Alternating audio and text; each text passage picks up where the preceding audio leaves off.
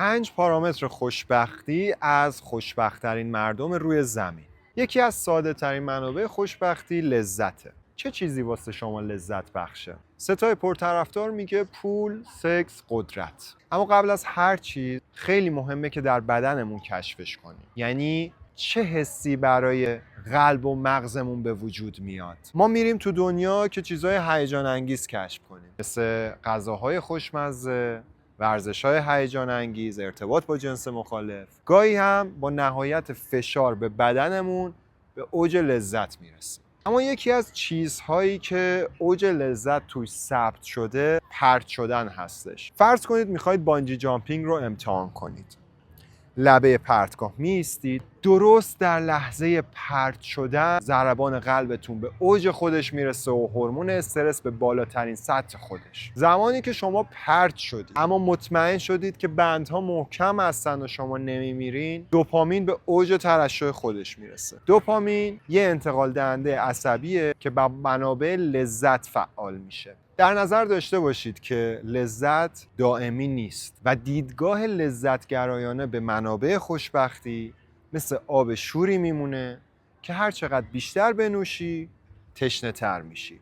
دومین پارامتر خوشبختی استرس یا همون هورمون کورتیزول هستش. کورتیزول بدن رو آماده میکنه تا با سختی‌ها و تهدیدهای زندگی مقابله کنه. کورتیزول اگه تو سطح استانداردش باشه مشکلی نیست، اما اگر بالا بره ما از نظر سلامت روانی و جسمی دچار رنج میشیم. زندگی شهری هم پر از استرس. ترافیک، بوق‌های ممتد، گرفتاری‌ها، درگیری‌ها، بدهکاری‌ها، نوتیفیکیشن‌های موبایل، استرس مفرط هستن. تحقیقات نشون داده 20 دقیقه حمام طبیعت میتونه سطح استرس هفته شما رو به حالت استاندارد خودش برسونه. حمام طبیعت این که پاهای شما زمین رو کاملا لمس کنه، بوی خاک رو حس کنید، درختان رو لمس کنید، به صدای طبیعت مثل رودخونه پرنده ها گوش بدید. اما همه باعث میشه که شما آدم خوشحالتری تو اون هفته باشید. به خاطر همین هم هستش که مردم لایا از این نظر خوشحال و خوشبختن، چون در طبیعت زندگی میکنن. پارامتر سوم معنا هستش. چطور میشه خوشبختی رو پیدا کرد وقتی میدونیم همه چیز از درون ناپایداره؟ یه روز پول داریم، یه روز فقیر، یه روز مشهوریم، یه روز غریبه و یه روزی محبوبیم و یه روزی منفور.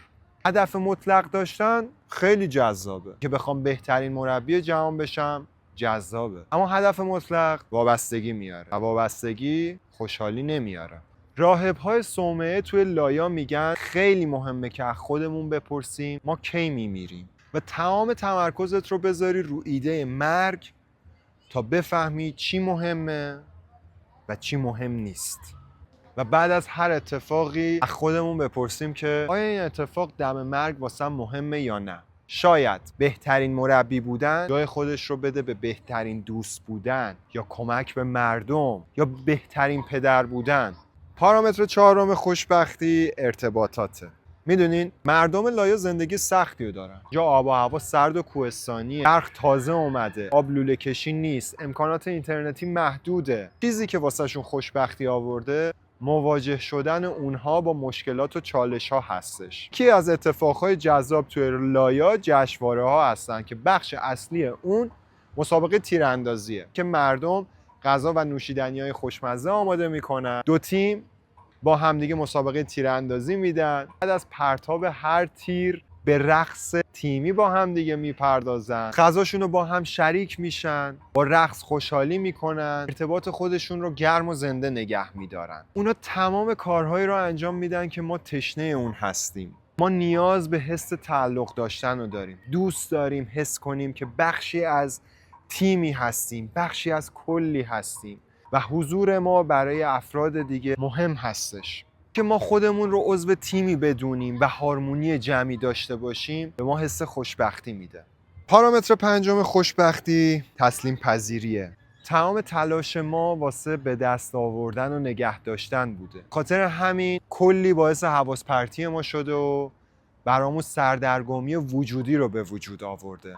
اگه به زندگی اجازه بدیم که ما رو همراه خودش ببره، شاید مسیرهای جالبی برای ما داشته باشه. ما درست در لحظه رنج و فقدان با رها کردن و تسلیم شدن به هم وصل میشیم و درست در لحظه تسلیم شدن چیزی وجود داره که وجدآوره.